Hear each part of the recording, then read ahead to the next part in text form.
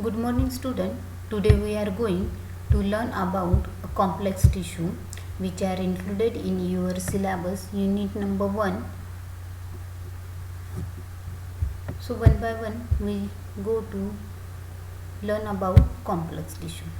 First of all, these tissue are composed of more than one cell type, that's why it is called as complex tissue, which are generically referred to as a complex tissue. Xylem and phloem are the two most important complex tissue in plant. This is the xylem, which is responsible for the water conduction, and the phloem, which are participate in food material conduction and mineral conduction. So as their primary function include the transport of water in case of a xylem, ions and soluble food substance throughout the plant body with the help of phloem. Then, while some complex tissue are produced by apical meristem, most in woody plants are produced by the vascular cambium and is often referred as a vascular tissue. Other complex tissue includes the epidermis and periderm. Epidermis consists primarily of parenchyma-like cells and forms a protective covering for all plant organs. Then the epidermis includes specialized cells that allow the movement of water and gases in and out of the plant secretory glands, various hairs, cells in which crystals are accumulated and isolated. So this is all about a introduction of a complex tissue. Here is the one type, that is a sclerenchyma.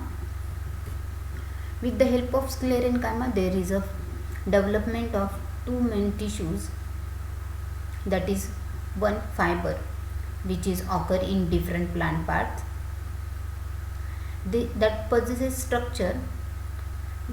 Fibers are long, so here is the diagrammatic representation that shows long elongated fibers which are present inside the stem, root, leaf, shoot, and they possess thick and lignified cells, usually with the pointed and blunt ends. So these are the small pointed or blunt end fibers. In transverse section, they appear rounded or polygonal with a well-defined lumen. So lumen is present at the center of a fiber and usually occurs in bundles. Which type of functions they are performing? The fiber, which are sclerenchymatous tissue, they provide tensile strength, flexibility and elasticity to plant or plant parts. Means the sclerenchyma are the mechanical tissues. Then one another type of a sclerenchyma is the sclerids. Sclerids, also known as the stone cells or sclerotic cells, they occur in most common fruits and seeds. So here is the fruit which possesses a seed coat, and that seed coat is made up of by the sclerids. These all are the sclerids. So what happen, which type of structure that sclerids have possessed, that is cells are short, so these cells are having a short size as compared to fibers. And then the sclerids are isodiametric, spherical to oval, T-shaped or cylindrical in shape. Usually they have thick lignified secondary cell wall. So here is this pink color, dark thickness is going to be shown by these sclerids. They occur singly or in loose groups. Means they are occur in a bunch of group, or sometimes they are present a single sclerids within a patches. Then they perform a function, that is protection They give the protection to the plant body from stress and strains from environment, and they provide mechanical strength and rigidity. Then they also provide a grittiness to the pulp of a fruits. Grittiness means they give a such appearance which can make a fruit pulp in within a fruit coat, and that is the most important function in case of a fruit. Then they also form by the secondary thickenings of a parenchyma cell. So in this way they perform their own functions as a sclerenchyma, which can be called as a mechanical tissues. Then one by one we are going to know about xylem, and later on we know about a phloem. So xylem is an important plant tissue as it is part of the plumbing of a plant body. Plumbing means a water conduction. As like our homes, the plumbing is responsible to convey the waters in each and every room of our home. Then this xylem also performing such plumbing means water conducting function. Thick bundles of pipes running along the main axis of stem and roots means the thick pipe like structure, they can be run right from root to the stem and carries the water towards the leaves. So it carries water, dissolved substance throughout, and consists of a combination of parenchyma cell, xylem fibers, xylem vessels, xylem tracheids, and ray cells. Long tubes made up of individual cells are the vessels, while vessel members are open at each end, means the vessels are open at both ends, and internally there may be bars of walls that can be a material extending across the open space, and due to this cells are joined end to end to form long tubes. These vessel members and tracheids are dead at maturity, means the xylem cell when they are developing from the parenchyma cells, at that time that xylem parenchyma is a living in nature, but while that xylem parenchyma convert into xylem fibers or converted into a xylem vessels or converting into a xylem tracheids or ray cells, at that time they can be dead in nature. So the tracheids have thick secondary cell walls and are trapped at the ends. They do not have end openings such as the vessels. So the tracheids having thick secondary walls which are trapped at the ends, and they does not have a vessel like opening at each end. These tracheids end overlaps with each other with pairs of pits present on their end walls or at the both end.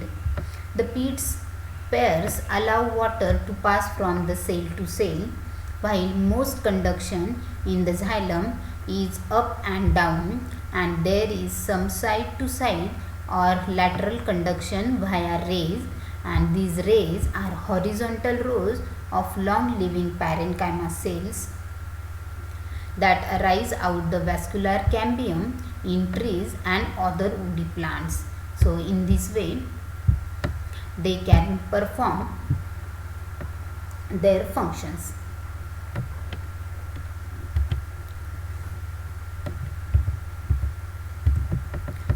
Xylem. So this is the xylem diagrammatic representation with various different type of diagrams. So this one is the root, and that root possessing here is the xylem tissues which conducting water and minerals from right from root to the stem and leaves.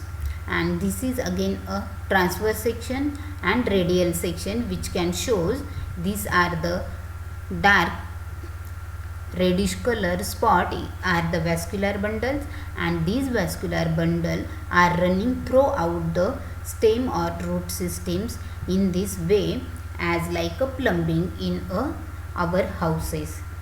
Then this is the leaf transverse section, which can show these are the xylem cells which are present in a vascular bundle, and they also perform the water conduction.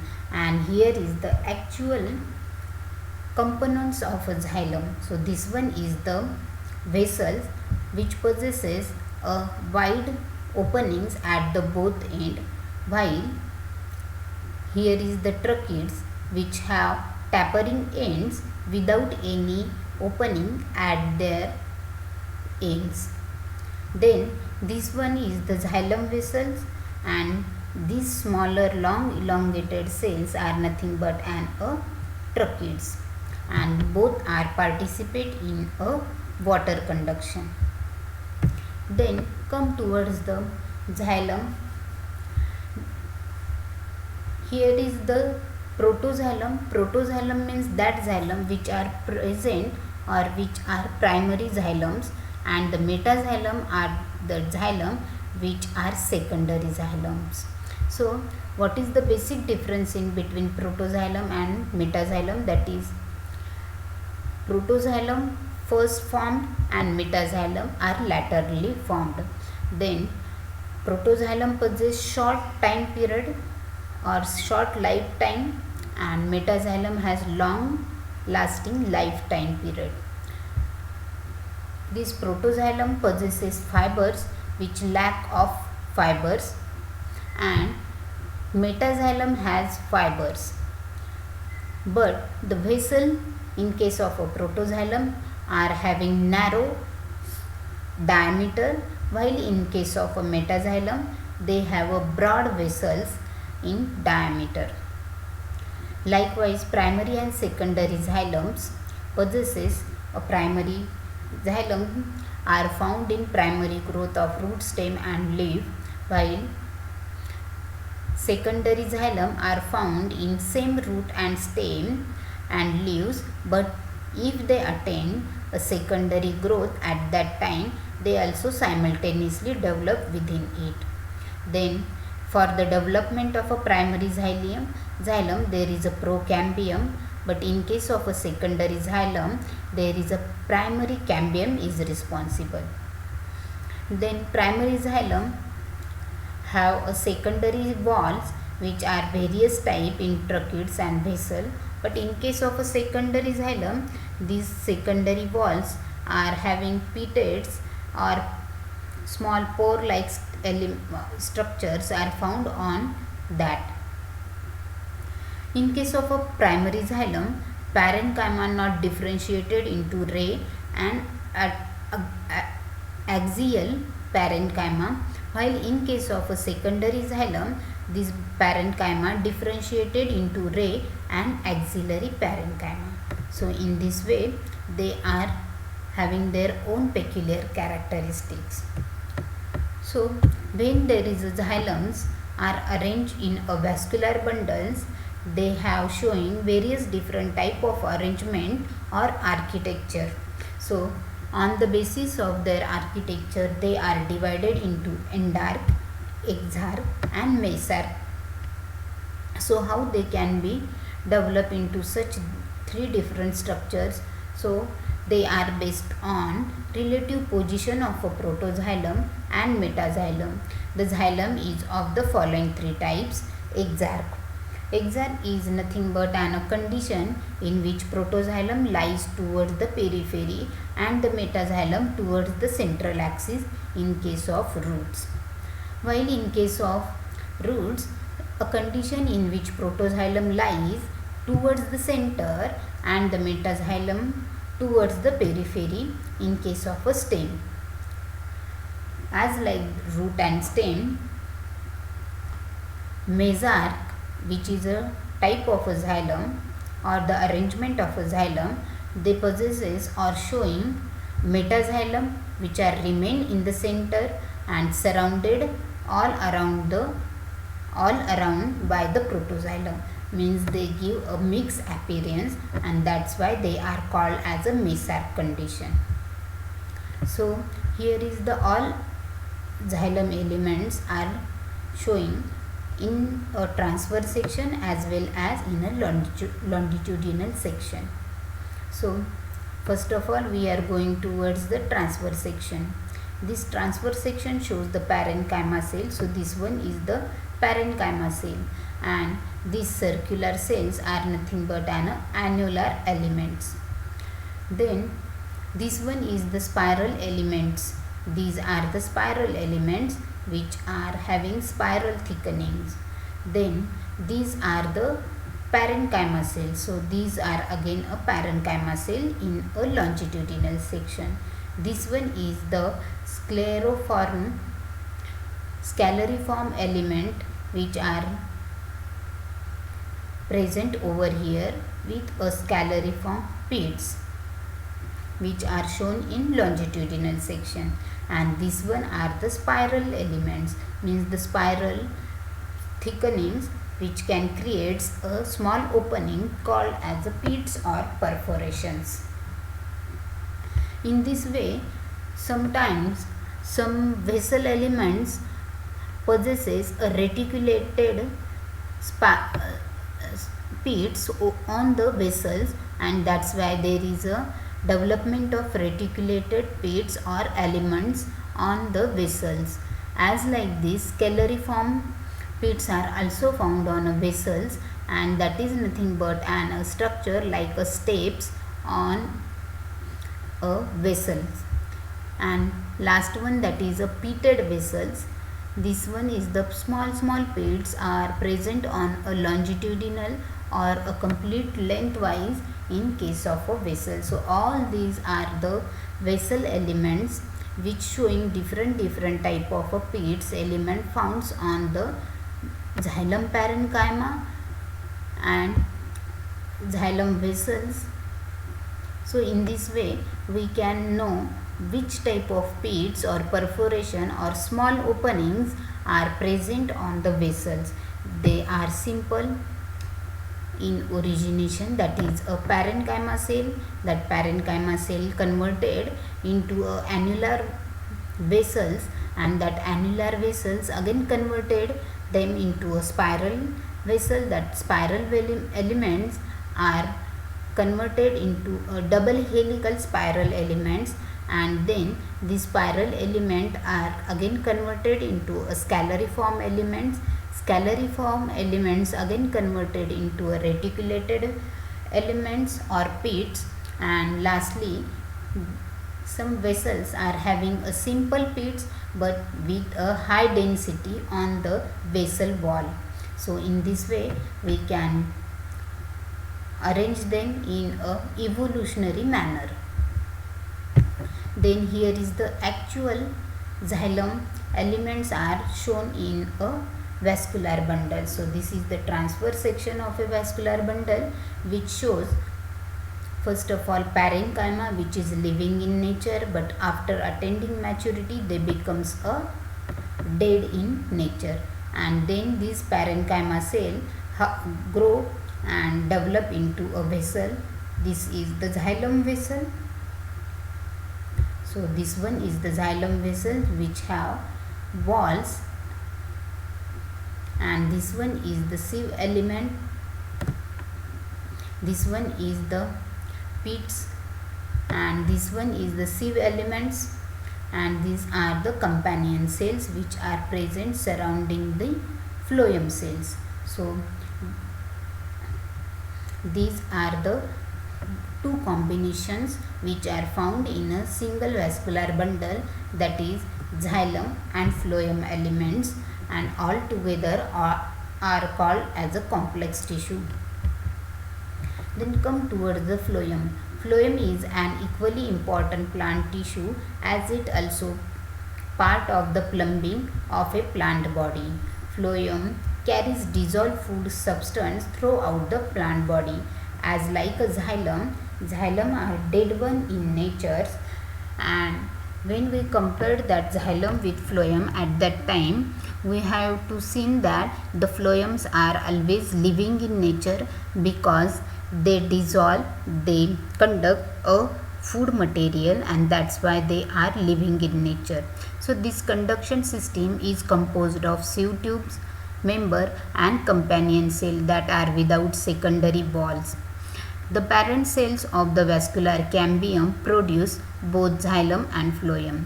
This usually also includes fibers, fiber parenchyma, ray cells. Sieve tubes are formed from the sieve tube members which are laid at the end to end. So all these are nothing but an phloem elements. But when the walls, unlike vessel members in xylem, do not having openings, the end walls however are full of small pores where the cytoplasm extend from cell to cell. So because they have possesses a cytoplasm, phloem cells are living in nature.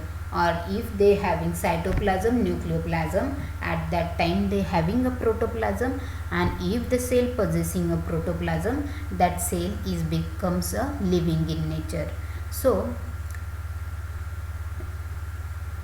in spite of the fact their cytoplasm is actively involved in the conduction of a food material, sieve tube members do not have nuclei at maturity, but it is the companion cell that are nested between sieve tubes members and function in some manner bringing about the conduction of a food material. So sieve tubes are nothing but a sieve like structure or a net like structure, and that's why sieve tubes can conduct the food material within their small tunnels. So the sieve tube members that are alive and contain the polymer called as callose. This callose stays in a solution as long as the cell content and under the pressure. As a repair mechanism, if an insect injury to a cell and the pressure drops down, at that time callose will precipitate, and however the callose and the phloem protein will be moved through the nearest sieve tubes, and in this way they can be repaired and the food conduction is going on. So come towards the structure of a phloem. First of all, phloem are distributed in plant body. We can observe them in figures. So which type of components the phloem has possessed, that is companion cell and sieve tube elements. So what happen in a sieve cells? Sieve cells are the sieve areas which are not well differentiated, but they have possessing a small sieve like, net like or pore like structure. Then the sieve cells have not a companion cells, but these are elongated and quite long with the tapering ends, that is the sieve cells. But this sieve cell found in a pteridophytes and gymnosperm. And what about a sieve tubes? These sieve tubes are the sieve areas are confined to the sieve plates, and these plates are again showing over here. So these are the sieve plates which possesses a small pore like structure or net like structure. These sieve tubes always have companion cells. They consist of a vertical cell which are placed one above the other, and they found in a angiosperms. So in this way we can define sieve cells and sieve tubes. And finally the phloem possesses a sieve tube elements, companion cells, phloem parenchyma and phloem fibers. These all are living in nature.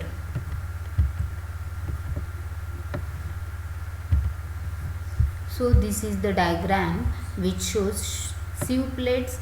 So these are the sieve plates, and these are the two sieve elements which are joined together at the opposite ends. This is nothing but an phloem parenchyma cell which is living in nature and possesses a nucleus, and this is again a cell which have a nucleus within a companion cells. Then this is the mature sieve elements which possesses a sieve tube and small pores also on it.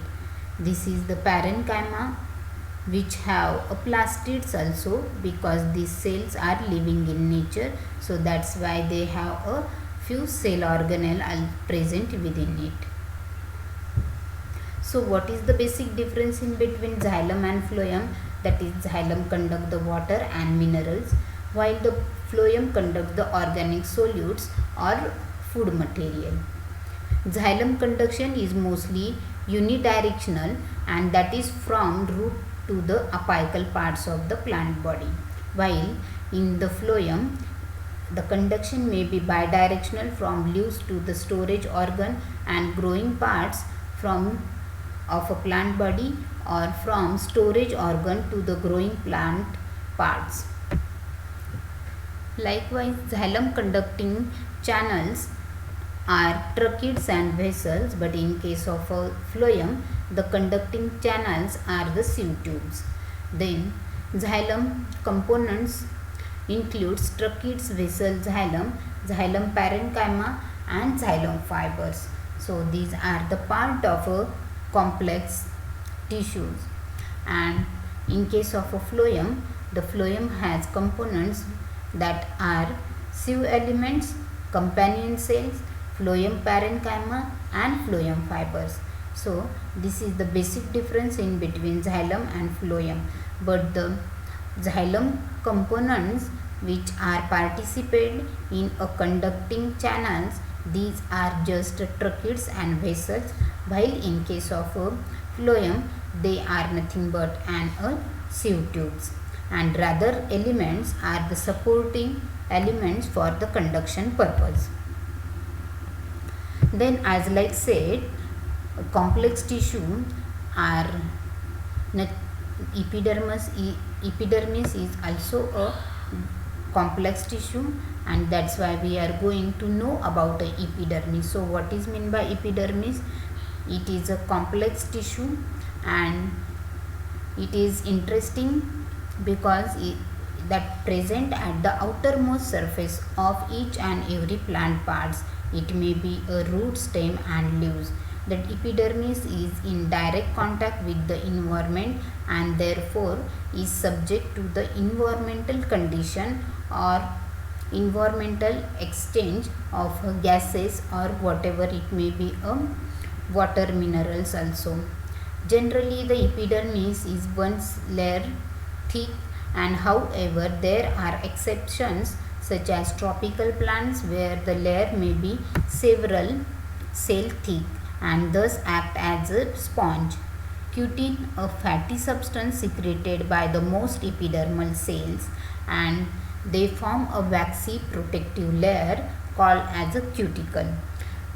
The thickness of the cuticle is one of the main determinants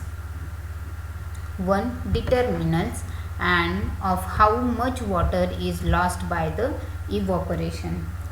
Additionally, at no extra charge, the cuticle provides some resistance to the bacteria and other disease organisms. Some plants such as the wax palm produce enough cuticle to have commercial value, that is Carnauba wax. Likewise, other wax products are used for the polish, candles and even phonographic records. Epidermal cells are important for increasing the absorptive surface area in the root hairs, and these root hairs are essentially tubular extension of the main root body, which is composed of entirely of epidermal cells. Leaves are not left out. They have many small pores called as stomata that are surrounded by pairs of specialized epidermals. So this is all about epidermis, and here is the diagram which can shows how look like the epidermis. So this is the leaf surface area which is made up of by the cuticle, and below that cuticle there is a presence of actual epidermal cells, and below that epidermal cell there is a presence of a photosynthetic cell called as a chlorophyll.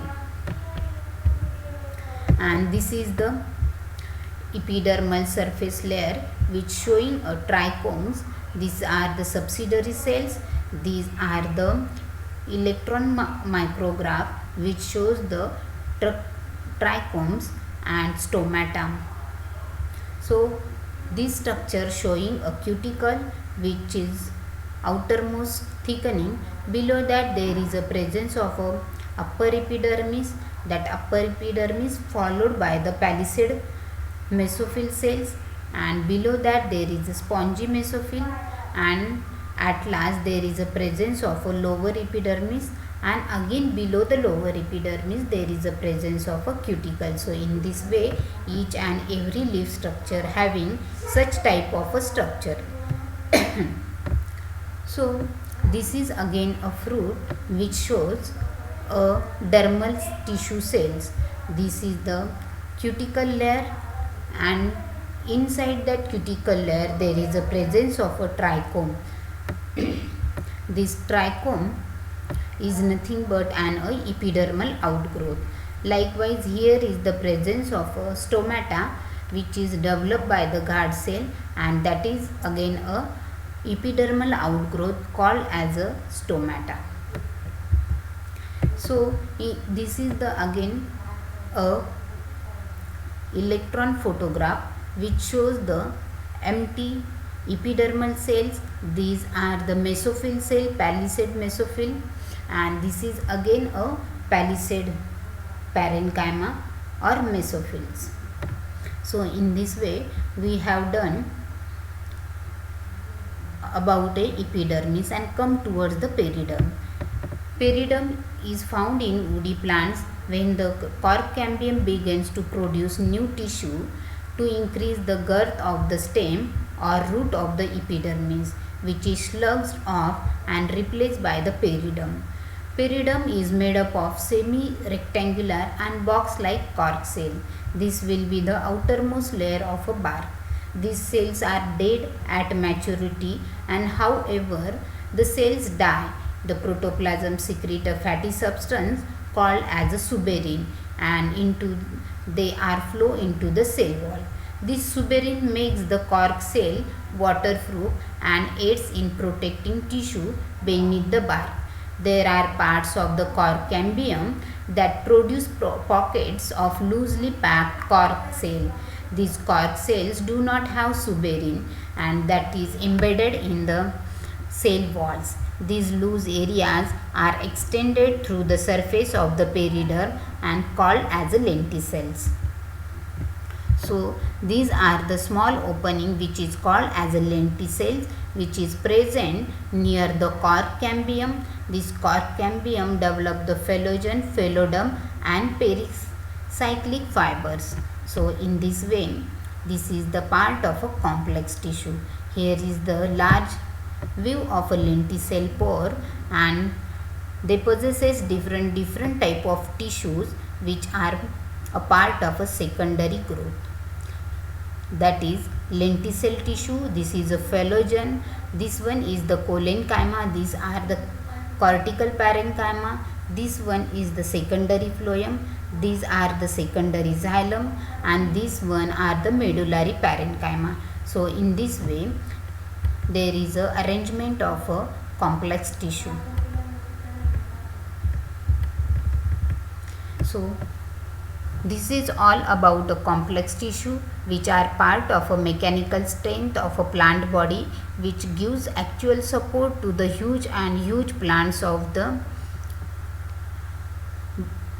which are present all over the world, and due to the complex tissue they have such strength and they are stand upright on the land.